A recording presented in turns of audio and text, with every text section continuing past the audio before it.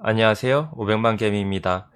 이제 구독자 1000명 다 와가고 있고, 그리고 같이 공부하는 동생 주식용 컴퓨터 만들어 줬습니다. 그래서 촬영을 짧게 했고, 그거에 대해서 주식하는 컴퓨터 만드는 법 또는 세팅법에 대한 글을 1000명 돌파했을 때 올려드릴 거예요. 그래서 주식에 입문했거나 주식으로 돈을 좀 버셨고 컴퓨터를 바꿔볼까 고민 중이신 분들 다음 영상 보시면 좋을 것 같네요. MK전자 잠깐 언급드릴 게 있어가지고 오늘 방송을 켰는데, MK전자가 어제 14.2% 올랐죠.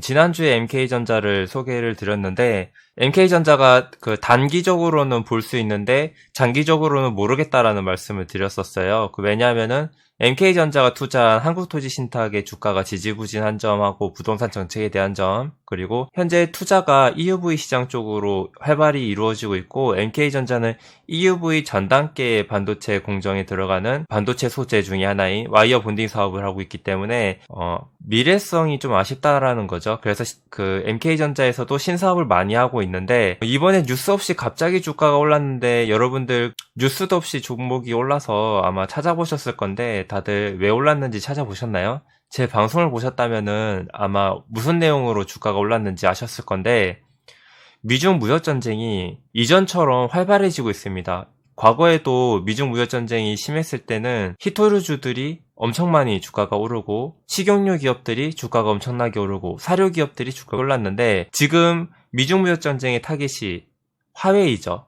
그리고 화웨이에 거래가 되는 반도체 장비 디스플레이에 브레이크를 걸었단 말이죠. 그러면은 화웨이가 먹고 살려면은 중국 자국 내에서 반도체를 구입해서 제품을 만들어야 되는 그런 문제가 생기는데, 중국에서도 반도체랑 디스플레이 만들 수 있어요. 그래서 화웨이가 삼성전자, 하이닉스, 마이크론 제품 받아서 사용하던 거를 중국 자국 내 반도체와 디스플레이를 공급받아서 완성 휴대폰을 만들고 제품을 만들어서 공급한다면 점유율에 큰 타격이 없을 수도 있는 겁니다. 근데 여기서 중요한 거는 중국의 반도체 기술이 EUV 전 단계라는 거죠. 그래서 와이어 본딩 시장이 꽤나 활성화가 되어 있고, MK전자가 중국의 와이어 본딩 점유율이 1위입니다. 그래서 MK전자가 이번에 시세가 나온 거는 미중 무역전쟁 화웨이 제재 수혜주인 거예요. 근데 이 이슈가 미국이 이렇게 때린 거는 몇 번 재탕을 할 수가 있습니다. 왜냐면 이 중국 제재에 대해서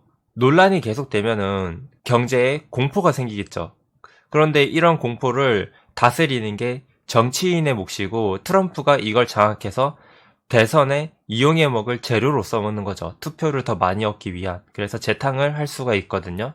그래서 그런 과정에서는 히토류 대표적인 테마 기업이 유니온 머티리얼인데 2,000원에서 6,000원까지 미중 무역 전쟁으로 히토류 반사의 기대감, 히토류 사업을 재개할 기대감으로 상승을 했었거든요.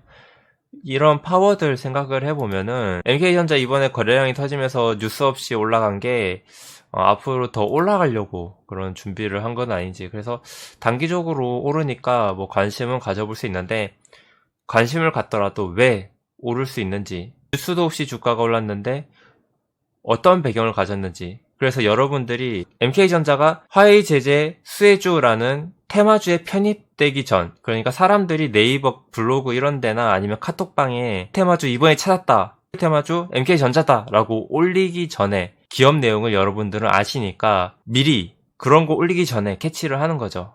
그런 거 멋있지 않습니까? 누가 알려주기도 전에 기업 내용을 알고 테마주가 정해지기 전에 그 기준을 정하는 사람이 될 수도 있는 겁니다. MK전자 테마라고 하면은 지금 블로그들 보면은 소재 테마라든지 금상승장, 반도체 소재 부품 2차 전지 이런 내용들이 있는데, 그 화웨이 제재에 대한 블로그 내용은 아직 상단에 노출되지가 않았죠. 여기까지는 9월 15일 저녁에 생각나서 방송에 찍은 거고, 이후에는 그 지난주에 올려드렸던 MK전자 부분 편집을 해가지고 클립본으로 이어붙여서 올려드리도록 할게요. MK전자라는 본딩 와이어 제품 생산 기업을 살펴볼 겁니다. 이 본딩 와이어라는 거는 반도체 조립 공정의 핵심 소재로 사용이 되는데, 반도체 생산에 없어서는 안 된다고 하죠. 뉴스를 살펴보면은 MK전자가 상승한 날 히스토리 보면은 이런 내용이 있어요. 여러분 이런 거 중요하게 다뤄보신 적 있나요? 그냥 이렇게 종합시황 뉴스에 인공지능이 이런 식으로 뉴스를 만들어주는데 그때 있었던 이슈들을 다뤄줍니다. 이런 거 보는 거 괜찮습니다. 한번 본인이 매매하는 종목에 이런 뉴스가 있나 살펴보시고 어떤 히스토리를 가지고 있는지 챙겨보시면 관점이 추가되는 게 있을 겁니다. 저는 어떤 식으로 이용을 하고 있냐면 MK전자가 7월달에 8월달에 이렇게 상승을 할 때 있었던 이슈들 반도체 관련 기업이기 때문에 글로벌 반도체 장비 투자액이 최대치 전망해서 올랐다. 오케이. 그리고 인텔 7나노 공정 도입 지연에 따른 수혜 기대감? 인텔이 나노 공정을 더 미세화하는 거를 못하고 있다는 게 왜 수혜가 될까요? 알아봐야겠죠?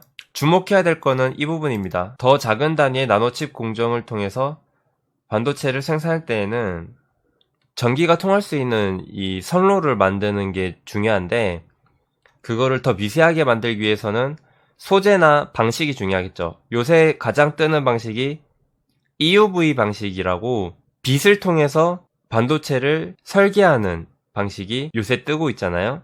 근데 이 와이어 본딩 기술이 좀 뒤처진 기술이고 최근에 EUV 관련해서 실리콘 관통 전극이라는 게 대세로 뜨고 있습니다. 이 뉴스를 보면은 이 실리콘 관통 전극인 TSV라는 기술은 칩들 간 신호를 주고받는 길이가 짧아져 속도는 더 빨라지고 전력 소모도 줄었고 완제품 크기도 더 작아질 수 있고 반대로 전극이 칩 외부로 삐져나와야 하는 와이어 본딩 기술보다 제품 크기를 30% 이상 전력 소모를 50% 줄이는 것이 가능하다고 하이닉스 관계자가 설명을 했다라고 합니다. 그래서 앞으로는 이 규격이 여러 분야에 두루두루 쓰일 전망이다.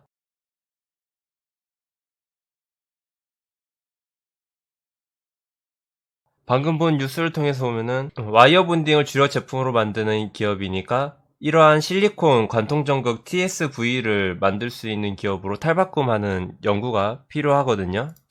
그러면 인텔이 7나노 공정 도입 지연에 따른 수혜 기대감이 왜 있는지 아시겠죠?